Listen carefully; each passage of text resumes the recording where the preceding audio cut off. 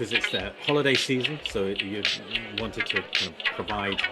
Welcome to Definitely Maybe Agile, the podcast where Peter Madison and David Sherrick discuss the complexities of adopting new ways of working at scale. Hello everyone, wonderful to be here again, and I'm here with Dave and Jill. So Jill, would you like to introduce yourself? Sure, I'm Jill Macauley, based in Philadelphia. I am the Chief Operating Officer of a very fun company called Behavioral Essentials, which is centered around the concept that awareness is the catalyst for all, catalyst for your career, your team, and your company. So powered by executive coaches, leadership development consultants, and org dev specialists. We are here for your people problems. I just wanted, Peter, before you jump in, you just said awareness, and I'd love to know awareness about, like, there's so many things. What is your kind of prime focus? We start with awareness of self. That is, oh, golly, gentlemen. I wish I could tell you whether it was Socrates or it's one of the Greek philosophers said the most important wisdom is know thyself, and everything comes back to that. So awareness of self is where it starts. Awareness of your strengths, your gaps, your tendencies, your core motivators, and then bringing into the awareness of how does that play with others and understanding that dynamic. And then that extrapolates into awareness of culture and organization. But again, the primary piece is know thyself. I like it, and it's such an important part that I know that Dave and I have both been in situations where we've worked with senior leaders who have maybe been a little reluctant to take the look in the mirror and maybe consider that perhaps their behaviors might be what's imitation. Well, I actually think that's one of my core motivators for doing what I do and why I'm with Behavioral Essentials. We all know the pain of working for that leader that is unwilling to take that moment of reflection and understand how they are actually creating more work, and we're all having to do the work around them, and we're having meetings about managing them in order for us then to do our actual task, which is in our job description. So yes, our worlds would be just that much easier if we all did the hard work. But it is ultimately what we as a company lean into with the concept of blind spots. We have those leaders. We all have blind spots, but there are leaders with many more blind spots than others. And because they are unwilling to be vulnerable, they're unwilling to, as you put it perfectly, Peter, look in the mirror. They don't want to. It's a little scary sometimes to look in the mirror and to sit with that and to sit with your gifts. And it's nice to sit with your gifts. The interesting piece I'll bring forward is, as we talk about blind spots, often your blind spots are when your gifts are overused. So to play with that concept, sitting in the mirror, like, I know I bring energy, I bring speed, I move fast, and that helps us get a lot of things done. It's also really frustrating when someone tells me to slow down, but I know that is a huge task. So as leaders often think, I've really been successful in this way all of my career. Guys, I know how to do this. I'm the best at this. I've done it this year. In 2018, I did it this way. In 2012, I did it this way. In 2006, well, the situation has changed and you're still relying on those same strengths. And now they've tipped over and you're unable to see how they're not applicable. So that awareness, then it becomes very much an attack. Like, oh, no, this is my gift, guys. You're attacking who I am. And that makes it even harder sometimes for someone to do the reflection. When was the last time you learned? What was the last book you read? I would love to give some books to people. Right, find yourself in here. Yeah.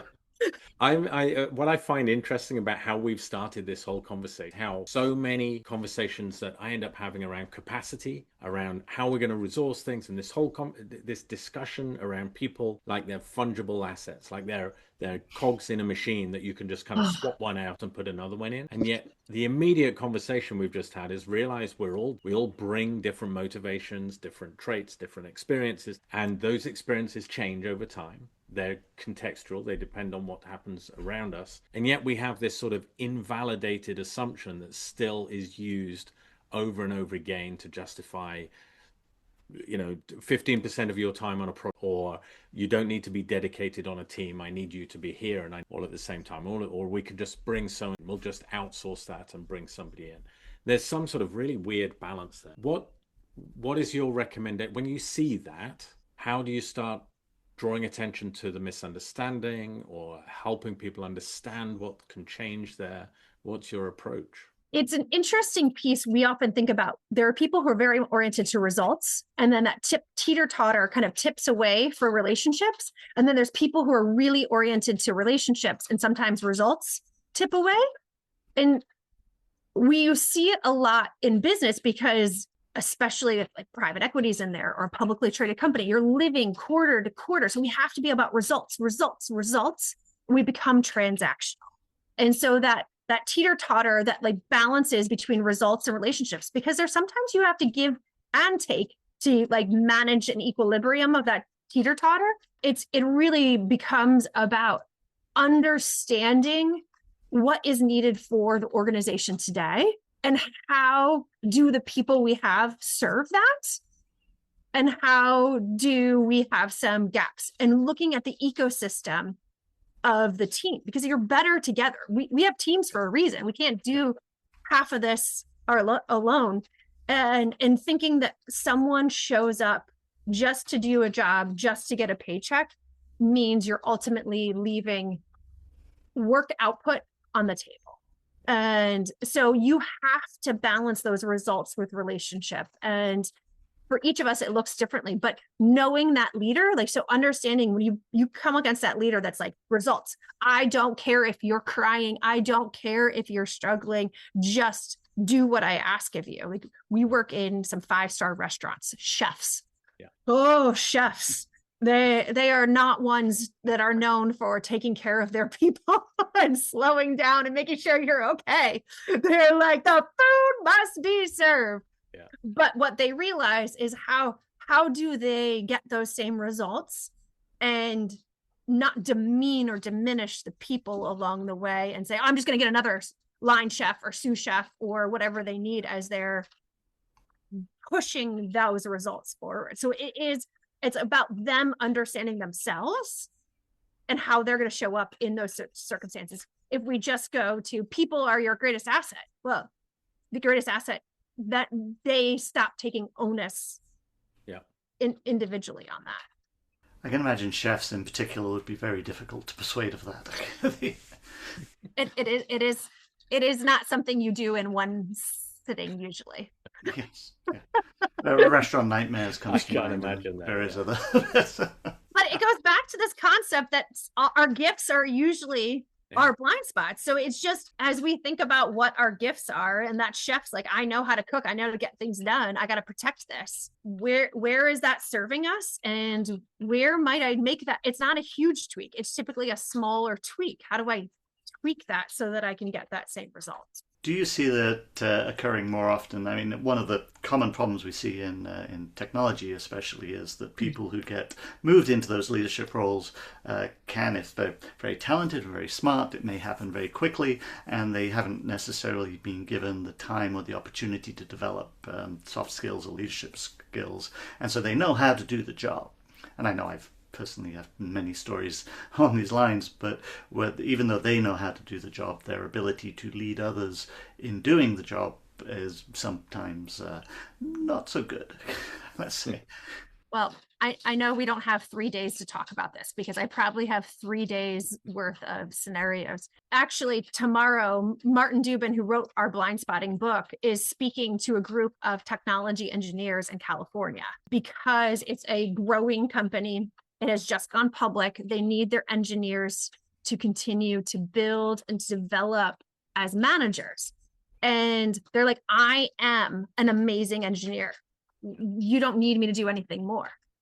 And what they've found is as they transition, their identity as engineer is the loudest identity they wear. And as they have to put on a new identity that says manager, leader, they aren't ready to part with that kind of engineering identity. And that becomes an identity blind spot. They haven't realized that they have to take one label off to put on another, or diminish, put one down kind of lesser on the priority list. It's also, they kind of have perceived in many ways that they haven't needed that to be successful. And so it's shifting that information. Marty, who again wrote Blind Spotting, a key concept he always brings forward, because he worked with a number of startups in Silicon Valley, was engineers and technologists and kind of those doers. They don't tend to lean into the emotion. Yeah. And if we frame emotion as just data, you wouldn't leave certain pieces of data on the table. Why are we leaving emotion on the table?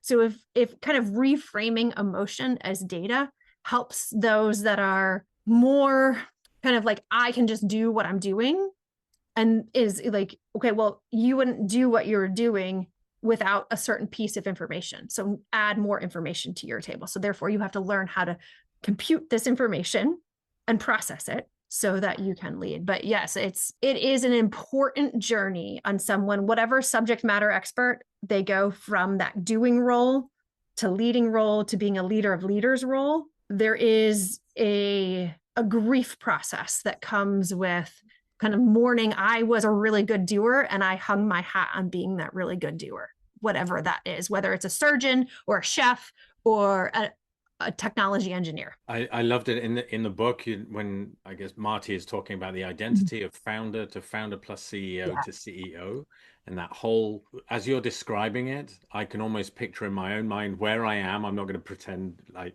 I'm actually in my office, but luckily nobody of the team is here, because they'd all be making faces at me and saying, "That's not you. You're a hero." So we need to redo this with your team opposite. Yeah, exactly. They'd be giving me a hard time, put it that way. But that identity, and it is a crisis, because you don't want to let go of what you've always known and what you carry around with you, and the way you describe yourself to people that you meet. Yes. And yet as your role is changing, it's yeah, I can really see that sort of balancing out and not wanting to quieten the voice, which is your primary identity, and yet we need to shift that. That was really just one of those things that resonated very, very well with a lot of the challenges that, I mean, Peter and myself, we talk a lot about, growing our organizations and what the difficulty of leadership is, and that identity really nailed a piece there. Yeah, especially from startup to sustaining business. Like, that's a really hard transition. And some people never want to change that identity, so they just go start up again. Yeah, there's often there's the sort of cliff at which you hit a certain amount, and it's the organization's this big and I'm this type of leader. I don't want to be the next type of leader. And there's the schools of thought that say, well, this person is no good at that, so I'm not going to ask them to do it. It's like, well, maybe it's that they don't want to change their identity. They don't want to relearn some of the things they learned, or to grow with the organization. And they're more comfortable going back to what they like, which is starting the new piece and building that initial part and not growing it. Well, oftentimes, I don't know if you've experienced this, we see it in leaders across all roles when they get truly promoted to a C-suite. Sometimes that leader of leaders role is too far removed, and they're like, I love the title, I love the power, but they really want to go back to that contributor because that's their true happy spot. And then the dynamic becomes, well, is it a demotion to say, I don't want to be a C-suite X role. I really want to be a Y role, and like a chief marketer who really just loved being a graphic designer or an artist, and they have just gotten too far removed from their passion. But it's now they're afraid of the perception of demotion. Or like losing power, losing pay, but their greater potential is going back to being that contributor role versus the leader role. Yeah, the impact to status is huge, and once status starts to change, people get scared. Yes. So it's what do I do now? How do I react to this? And it's partly that as a society we tend to look at people as, well, the higher up the ladder you are, the better you are, and the more kudos you get. So the society as a whole makes it feel like you're taking a demotion, even if you're really just doing it because that's the place that you feel happier. Dave, to your opening question about awareness, that's where awareness is now beyond yourself. As a leader of leaders, if you are a CEO and you realize you have promoted someone because they are really good at a task, it's the onus becomes back on you as the CEO or whoever is above that person to help that person understand their gifts and where they need to go back to, because it's that status, Peter, it's so hard to give up, and you really have to scaffold it with communication and support so it doesn't look, because the perception is just so, the shame of it is really hard for people to navigate. I find it as we're just discussing some of these very that they're on the emotions and the feelings, and as you were saying, the bits that I was thinking when you were describing it from a developer's perspective, it's all the unstructured data. We don't need to deal with that. We've got structured data over here. We'll deal with that. But one of the things, again, that we keep coming across in our conversations around this sort of the environment that we're working in nowadays is the complexity that we're seeing everywhere. The pace of change, trying to stay on top of all of these things, moving as quickly as they are. And part of it being that the demand for leaders who are aware, who understand these sort of kind of transformations that people are going through individually as they take on more responsibility or as they change their identities within an organization, seems to be much more prevalent today than was, say, a decade ago. And I'm just wondering if you see exactly that, whether that sort of complexity of the environment is driving a change in leadership, the need for different leadership behaviors. I would definitely say it is one of the factors. I do also think there is generational shifts that have created more acceptance of how we work and understanding this. So there are generational shifts from millennials to Gen Z to Alpha. Like, they're raised in an era where it's okay to share your feeling. Perhaps, you know, there's consequences to that too. Like, we've all read the articles of Gen Zers not doing anything more than they're asked in pieces and be like, nope, that's my boundary. But if we go to the silent generation and the boomers, like, they were just like, we got to survive. We got to just do our work. It was carrot and stick was the way of work. It was factory line work. It was a very different task that many people in the kind of middle class did. And so it was very much reward, punish. And that's how we got the best out of our people. And what both science, social sciences have taught us is we'll actually get more out of our people if we look at them as whole humans and what do they need on all of the different facets in a different complexity of a workspace where most of us are not working in a factory industrial setting anymore in kind of our corporate America. And so there is more thinking time needed. So in a thinking environment, carrots and sticks don't actually get best thoughts. Right. And so if we look at, like, I think the change of business has changed the awareness for sure, but it's also the work has changed in the sense of what do we need as outputs? We need creative thought. We need strategic kind of problem solving. We need collaboration and communication. And those don't come when you are in a thumb on the back of your neck environment. They come when you're supported and people recognize when you're in bereavement or you're navigating new parenthood or you are in the complexities of a midlife journey. Like, those are all things, if we can recognize them, then we're going to get more buy-in, better work, better thoughts, better for our company out of those things. And millennials and Gen Z are just less tolerant of accepting anything less.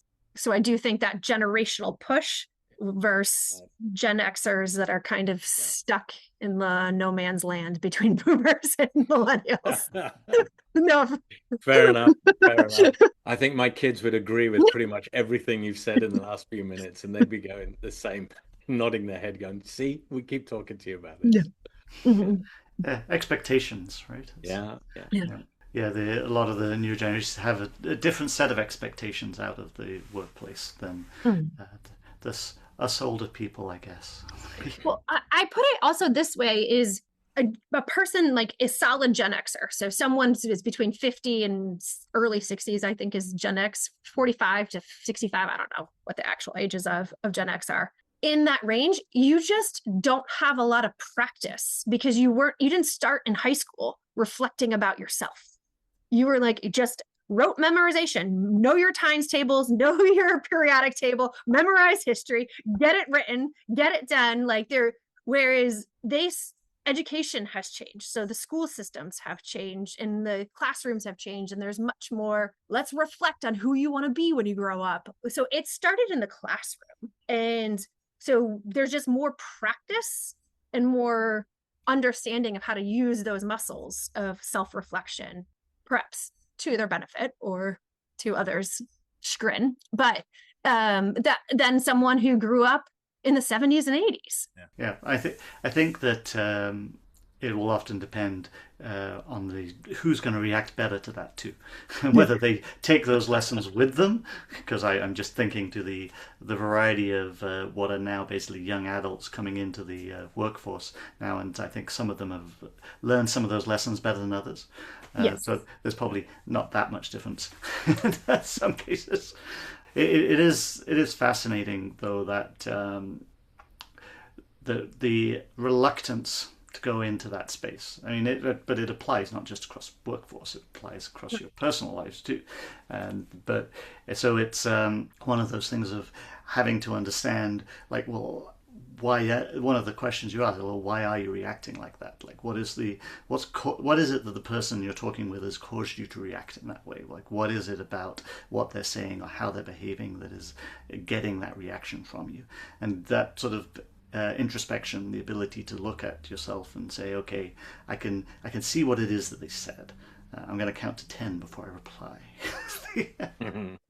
That is a helpful tool for everyone listening. That one actually works. There's data behind that.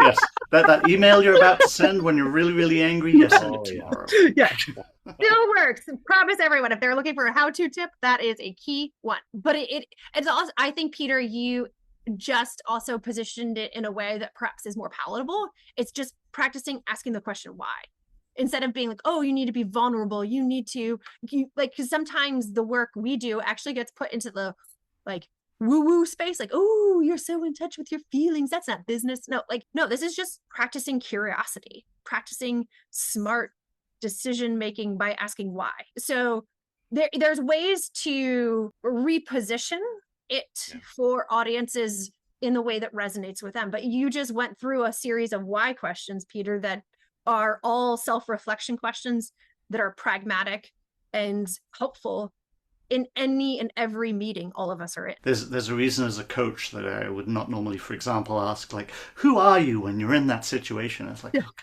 and your typical business leader's going to probably throw you out the window if you start asking questions like that. Yeah. And unless you've already established that there's somebody who's going to respond well to that type of question. So I always find it's better to ask things like, what role do you play in that? Like, what's your role in making this happen? So that it's still about identity, but it's not so tied into something that's, I think as you put it, woo-woo, fluffy. Woo-woo. Yeah. We often position it too in our work as like, share what others might be perceiving of you right now. Yes. So that you can, safety in the deflection. Yes. Perception is actually a very interesting word too. It's one you should always listen to in business conversations. If somebody's saying, well, this is how I perceive it, or this is what I see, it's like, it's what I hear. And it's very much that's their viewpoint of it versus what might actually be happening. And so then it's a case of, well, maybe we need to dig a little deeper here. Well, I actually think that's the beauty of teamwork in the workspace, because how much do we actually have an accurate perception of what's going on? And sometimes it does take 2 or 3 sets of eyes, minds, hearts, ears to actually make sure we're seeing it in the fullest of light. And that's also the work that isn't always done. in kind of corporate America or corporate environments, because we're like, no, we made a decision, we're going to move with it. But like, where is it my point of view versus your point of view versus Dave's point of view? And how do we wrestle with the conflict, the healthy conflict, and the safety of talking about why your point of view is your point of view, Peter, versus Dave's versus mine? And if you never have any conflict, that's almost a sure sign that everybody is just listening to the highest person's opinion. And if nobody is ever disagreeing with anything you say, then you probably also should take a look at yourself. Yes. I was going to, one of the things whenever I sort of explore some of these areas, I'm always intrigued by the benefit that is generated by having teams that can really work with one another and talk through those perceptions, because sometimes people get obsessed with the speed of which something is happening, but of course going really quickly in the wrong direction just means you're further and further away from where you need to be.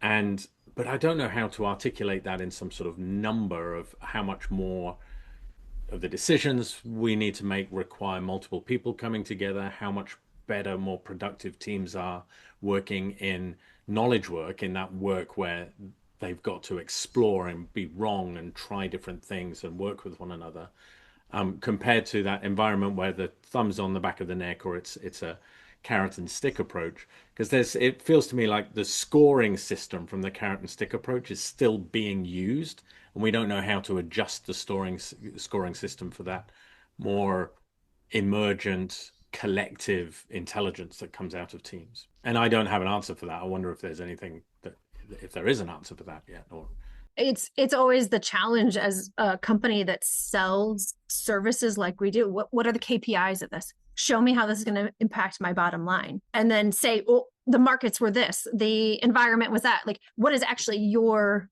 role in this? It's very challenging to demonstrate that impact when especially you're living quarter by quarter and you have shareholders that are like, how did this work of reflection actually create, and where do you see those measures? And you can see some of the pieces in engagement surveys and retention, but how do you actually see it at the C-suite layer?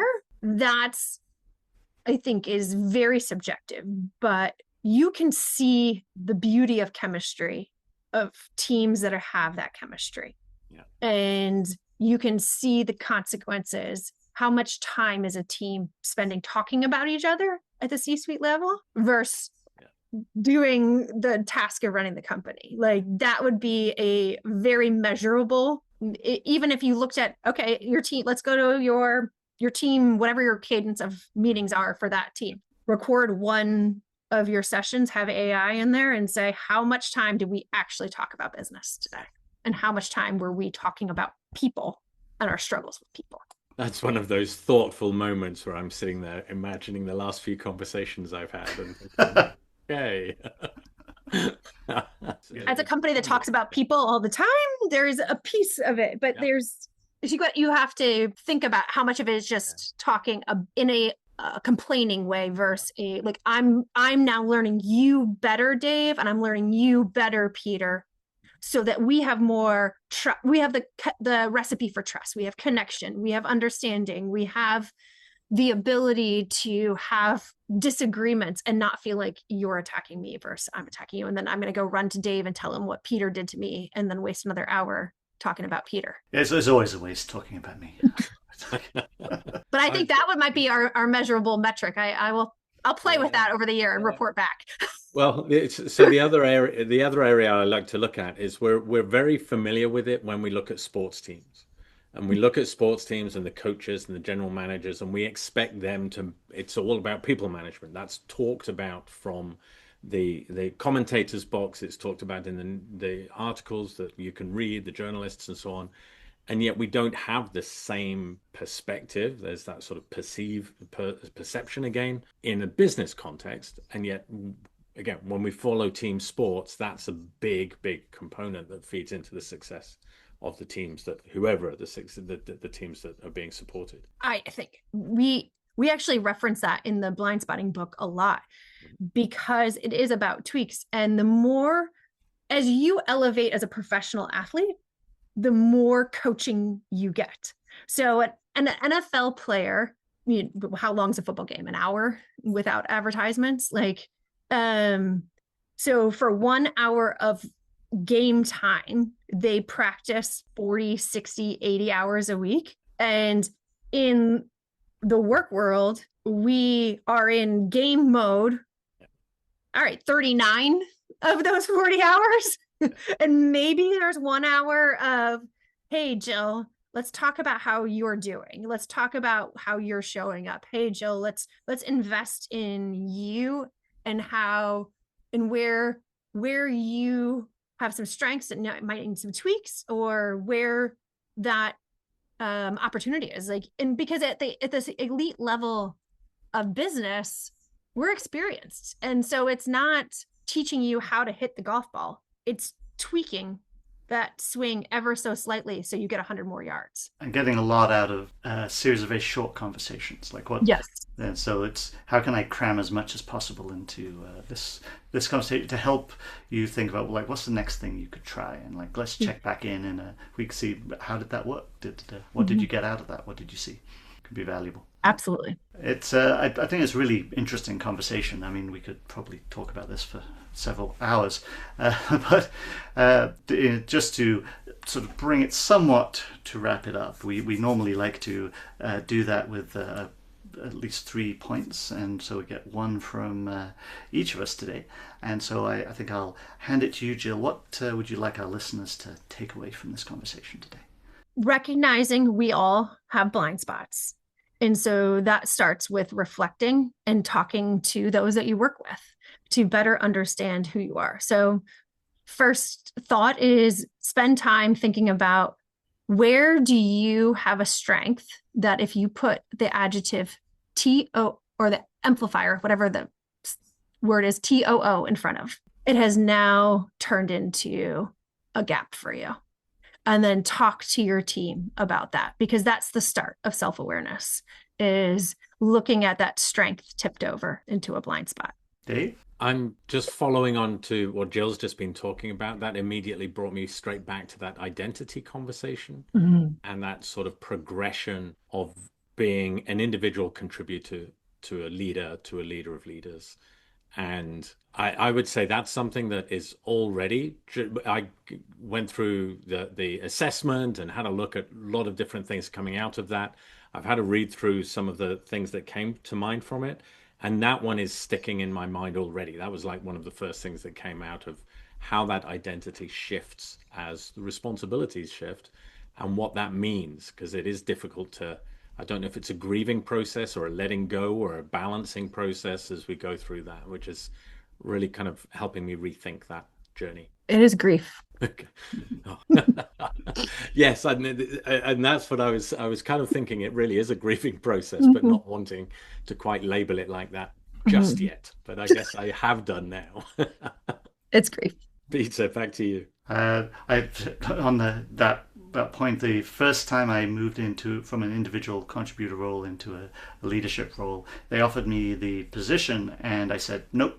I was far too comfortable in what I was doing, and it took me 2 to 3 days. I came back and said, okay, I'll try it under certain constraints as long as you let me out of it, because I was really tired. I wanted to carry on doing what I was doing. So yeah, I mean, it takes a lot to move, and I think sometimes we don't give people enough credit for what it takes to actually do that type of shift. Anyway, for my point, so the third point, I think I really enjoyed a lot of the conversation we had tonight, Jill. It was really good. I think there's some of the pieces around how we frame it within organizations, I think, are very good takeaways for our listeners. I think you brought up a lot of good points there around how it impacts people. If we frame it in the right way and it's received in the right way, that can be very valuable. I like the not too fluffy, but that's some of my own things I have blind spots in that I should work on. So there are, but I think it's very important to understand who you're talking to and what's going to resonate with them. It's a good point. So as well, so thank you, Jill, and thank you, Dave, as always. And this is maybe our last one of the year. I'll have to see, but we sometimes take a break over the holiday season, and we'll look forward to seeing all our listeners in the new year. But we'll see how that goes, and look forward to next time. So thank you very much, Jill. Thanks, Dave. And talk to you soon. You've been listening to Definitely Maybe Agile, the podcast where your hosts Peter Madison and David Sharrock focus on the art and science of digital, agile, and DevOps at scale.